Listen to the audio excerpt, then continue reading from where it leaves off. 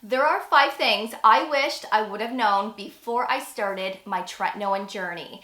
Now, tretinoin is a wonderful product to treat signs of aging, discoloration, texture, if you're acne prone.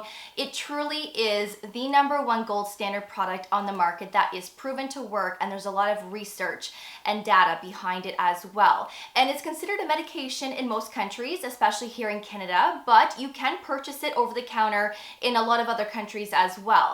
But when you get tretinoin for the first time, it doesn't come with a list of things that you should and shouldn't do. The box just says use once daily at nighttime, and that's all it says. So if you're not asking the questions, or if your dermatologist isn't telling you, then you're going to start using it once a day. And that might be okay for some people. There's a lot of people that can use it once a day, every day, especially right from the beginning.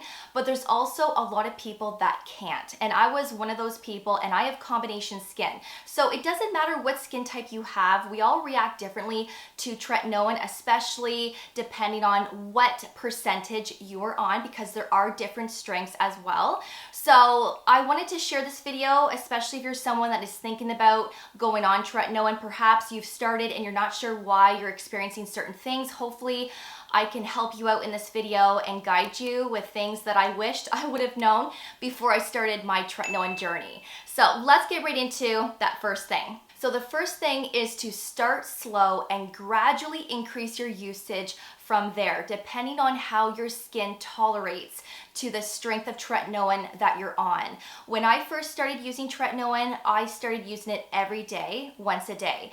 And the first few days were okay, but then as the days went on, my skin became very dry, very irritated.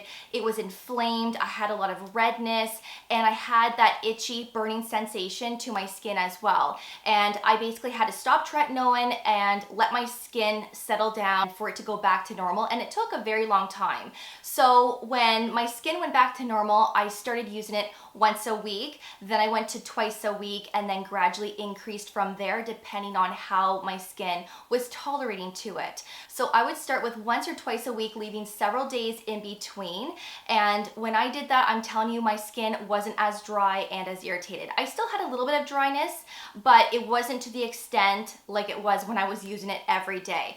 And I'm telling you right now, that is one of the best things that you can do when you first start using tretinoin. It's going to save you a lot of discomfort and a lot of downtime as well.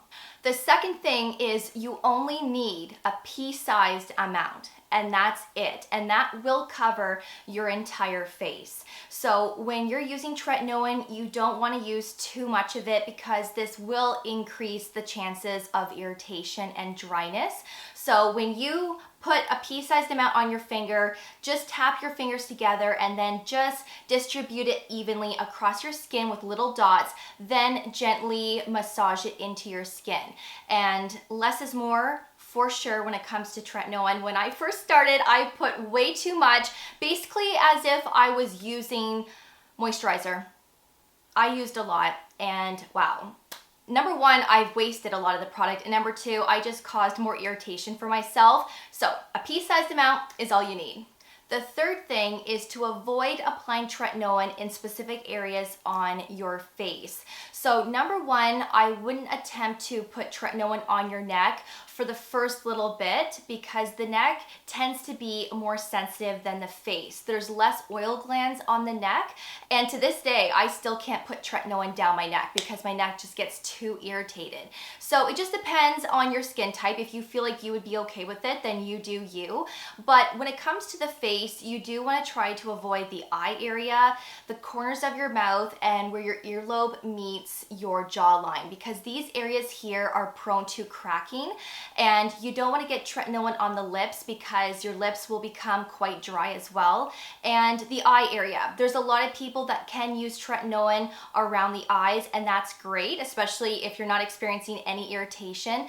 But when you're first starting out, you do want to try to avoid the eye area because it's very delicate. The skin is quite thin, and from my experience, I had a lot of dryness and flakiness, and it wasn't good. So I'm slowly starting to put a little bit in this area, but I'm still not there yet because I do still experience a lot of dryness around the eyes. So it does take time to get used to, and of course, I might just be someone that can't put tretinoin underneath my eyes. I guess we'll find out in time, but if you can try to avoid these areas, especially right from the beginning, that will also save you a lot of discomfort as well. The fourth thing is to not use tretinoin with other active ingredients.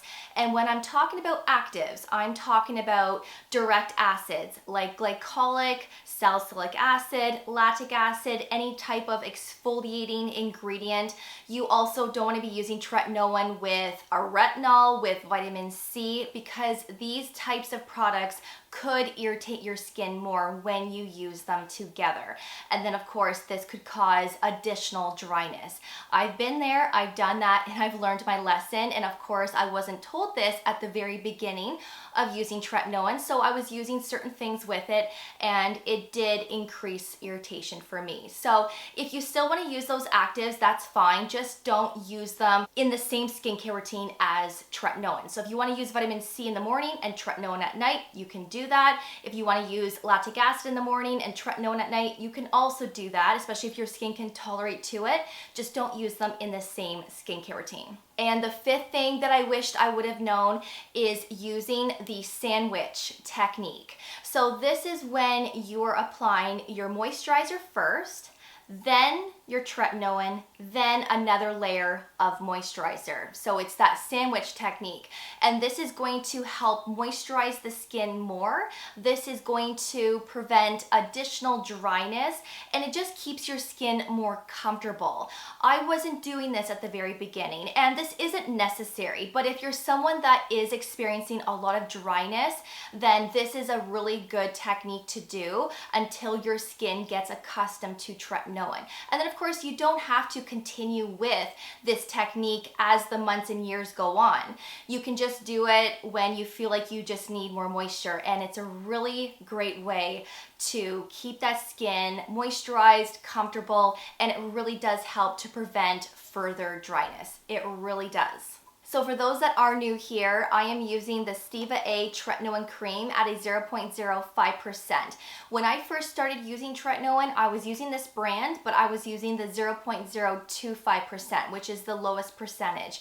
And I'm glad that my dermatologist prescribed me the lowest percent because I couldn't imagine using something that was stronger, especially at the beginning, because I most likely would have experienced more dryness and irritation, and possibly I wouldn't be at the next level yet. So I think starting slow and starting with the lowest percentage and then gradually increasing and just taking your time to get to the next percentage is the way to go, in my opinion, based on my experience anyways.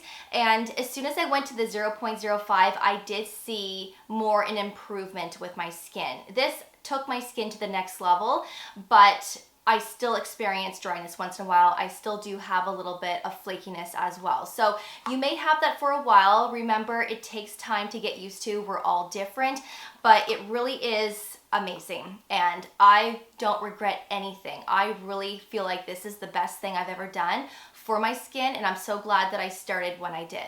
So I really hope that you enjoyed this video and that you found it helpful. If you have any questions, ask away in the comment section and I will get back with you. Let me know if you've started your tretinoin journey. How was your experience? And are you thinking about starting tretinoin? Let's get a conversation going in that comment section. And I will also share some products below for you in my description box that really helped along the way as well. So products that were really moisturizing, things that really helped to prevent dryness, but also just to keep my skin calm as well. So that is another thing that you want to look into. You want to look for products that are moisturizing and calming and repairing. So I will leave a bunch of products below for you for your reference. Thank you so much for watching. I always do appreciate it. And of course, I will see you all in the next video. Take care, and I will see you all then. Bye guys.